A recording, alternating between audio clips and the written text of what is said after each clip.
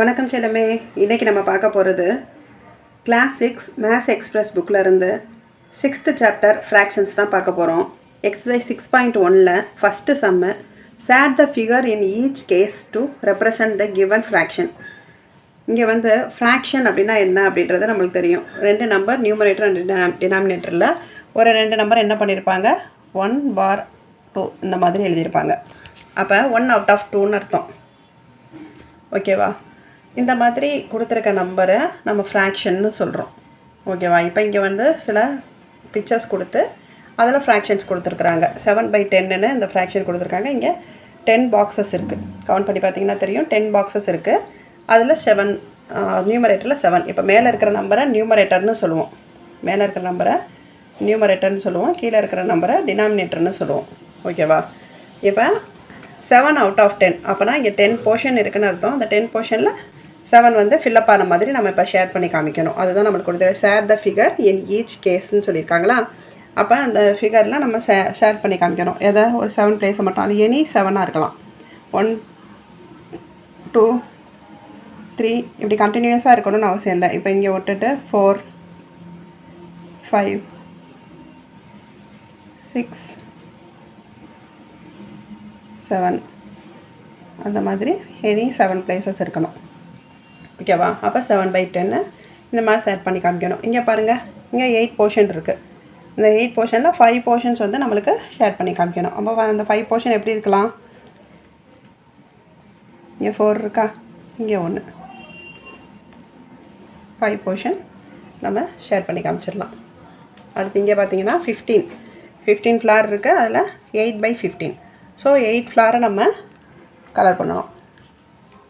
1 2 3 4 5 6 7 8 அப்படி any 8 flower. ஓகேவா? Colour பண்ணிட்டோன்னா இதான் ஃப்ராக்ஷன் 8/15. 15 out of 8. ஓகேவா? அப்படின்னு நம்ம ரீட் பண்ணுவோம். 15 out of 8னா இங்கே 15 பிக்சர் இருக்குது. அதில் 8 வந்து என்ன இருக்குது, ஃபில்லப் ஆகிருக்கு. அப்போ அதை ஃப்ராக்ஷனில் எழுதுவோம். இந்த மாதிரி இருக்கிறது தான் நம்ம என்ன பண்ணி சொல்லியிருக்காங்க, ஷேர் பண்ண சொல்லியிருக்காங்க. சம் டியில் வந்து 5/12. இங்கே வந்து ஒரு கைட் மாதிரி படம் கொடுத்துருக்குறாங்க. 5/12 இருக்குது. அதில் நம்ம 5 மட்டும் ஷேர் பண்ணணும். இப்போ 5 பிக்சர்ஸ்க்கு மட்டும் நம்ம கலர் பண்ணணும். அது எனி 5ஆக இருக்கலாம்.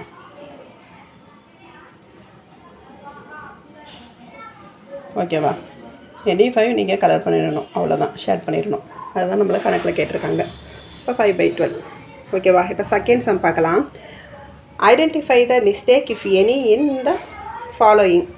இப்போ இங்கே என்ன மிஸ்டேக் இருக்குதுன்னு கேட்டிருக்காங்க. The shaded part represent 5 out of 1 6 out of 2வும் கொடுத்துருக்காங்க.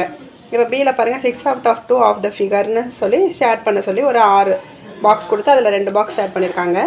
இங்கே வந்து சேடட் பார்ட்டை ரெப்ரசன்ட் 1/5ன்னு சொல்லியிருக்கிறாங்க. இப்போ பார்த்தீங்கன்னா நம்மளுக்கு கொஷின் என்ன கேட்டிருக்காங்க, identify the mistake if any of the ஃபாலோயிங்னு சொல்லியிருக்கிறாங்க.